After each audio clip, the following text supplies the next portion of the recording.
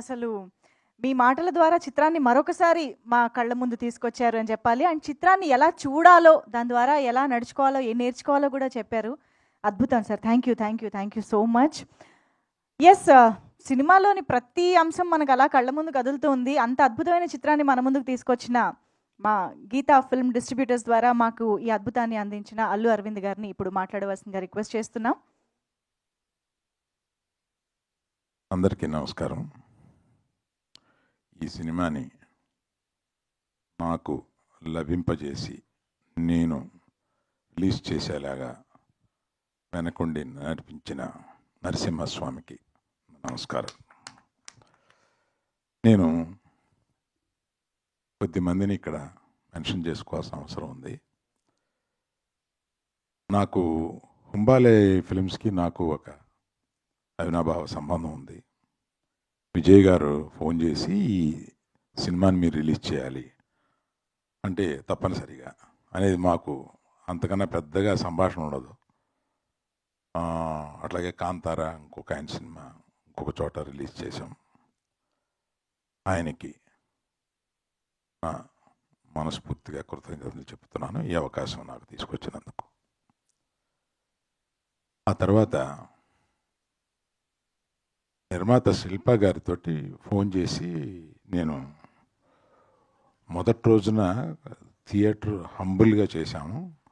ఈ సినిమాకి రియాక్షన్ చూసి రెట్టింపు చేశాము. సాయంత్రానికి మరుసటి రోజుకి మళ్ళీ 2 థియేటర్స్ పెట్టి పెంచుకుంటూ వెళ్తున్నాము అని ఆమెకి ఫోన్ చేసి చెప్పినప్పుడు ఆమె అలాగే నేను ఆమె మాట్లాడిన దాన్ని బట్టి ఆమె ఏ 50 సంవత్సరాలు ఉంటాయని అనుకున్నాను. ఆమె అంత చక్కగా ఇది మా ప్రయత్నం ఏమీ లేదు సార్, నరసింహస్వామి మా ద్వారా ఈ పని చేయించాడు, నరసింహస్వామి మీ దగ్గరికి పంపించి ఇది రిలీజ్ చేయించాడు అని ఏది చెప్పినా వాళ్ళు నమ్మిన దీంతో మాట్లాడుతున్నారు. సరే, దర్శకుడితోటి ఈరోజు మాట్లాడాను అశ్విన్ కుమార్ గారితో. ఈ హంబుల్నెస్లో 2 రకాలు ఉంటాయి. హంబుల్నెస్ని ప్రజెంట్ చేస్తారు కొంతమంది, హంబుల్నెస్ని రియల్గా ఇక్కడ ఫీల్ అవుతూ ఉంటారు కొంతమంది. ఆ హ్యూమిలిటీని, హంబుల్నెస్ని రియల్గా అశ్విని దగ్గర నేను చూశాను. నేను దానికి నిజంగా వీళ్ళు ఇంత ఆ ప్రయత్నం ఎన్ని కష్టాలు పడ్డారో. 2020 స్టార్టెడ్ దిస్ ఇన్ 2021. 2021 నుంచి ఇప్పటి వరకు ఈ సినిమా తీయడానికి ఎన్ని కష్టాలు పడ్డారో అది పొద్దున చెబుతుంటే నిజంగా వాళ్ళకి మొండితనంతో ఆ సినిమాని పూర్తి చేయాలన్న ఒక పట్టుదలతోటి 3 సంవత్సరాలు దాని వెనకాల పడి దాన్ని పూర్తి చేశారు. అలాగా అంత పట్టుదలతో పూర్తి చేసినందుకు ఇవాళ నరసింహస్వామి ఆయన భార్యకి ఇంతటి భారతదేశం అంతా జేజేలు పలుకుతూ ఈ సినిమాకి స్వాగతం పలుకుతున్నారు. ప్రతిరోజు రోజుకి పెరుగుతూనే ఉన్నారు.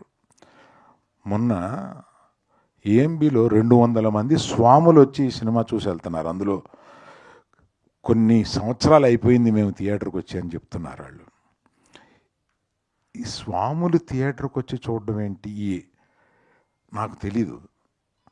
నేను ఈ సినిమాని ఇంకెట్లా ప్రమోట్ చేయాలి అని ఆలోచించుకుంటూ ఉన్నాను. దీనికి ప్రమోషన్ అక్కర్లేదు, ఆటోమేటిక్గా ఒకళ్ళు ఇప్పుడు ఈయన చూశారు జొన్నవిత్తులు గారు, ఆ ఉద్వేగం ఆయన చెప్పగలిగారు.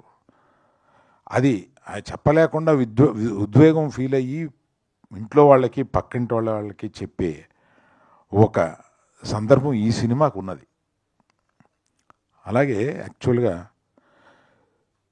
తనికెళ్ళ భరణి గారికి, జొన్నవిత్తులు గారికి నేను ఒక రకంగా కృతజ్ఞత ఎలా చెప్పాలంటే, మా గీతా ఫిల్మ్ డిస్ట్రిబ్యూటర్స్లో అడిగారు, ఏమండి ఇది నెక్స్ట్ మన నిర్మాత దర్శకులు వస్తున్నారు కదా, అప్పుడు మనం చీఫ్ గెస్ట్లుగా ఎవరిని పిలిస్తే బాగుంటుంది అని అంటే, నేను తడుముకోకుండా మనం పిలిస్తే పెద్ద పెద్దవాళ్ళు వస్తారు కానీ ఈ సినిమాకి పిలవాల్సింది భరణి గారిని, జొన్నవిత్తులు గారిని పిలవాలి, నేనే వాళ్ళకి ఫోన్ చేసి రమ్మని చెప్తాను అని ఇమీడియట్గా వాళ్ళకి ఫోన్ చేస్తే, ఈ సినిమా గురించి ఆల్రెడీ విన్నామండి, అబ్బో గొప్ప సినిమా అంట కదా అంటే, ఇవాళ సాయంత్రం మీరు వీలు పెట్టి కుటుంబంతో సహా మీరు వెళ్ళి ఈ సినిమా చూడండి అని త్రిబులిలో వారికి ఏర్పాటు చేస్తే వాళ్ళు చూసి ముగ్ధులై ఇప్పుడు చెప్తున్నా.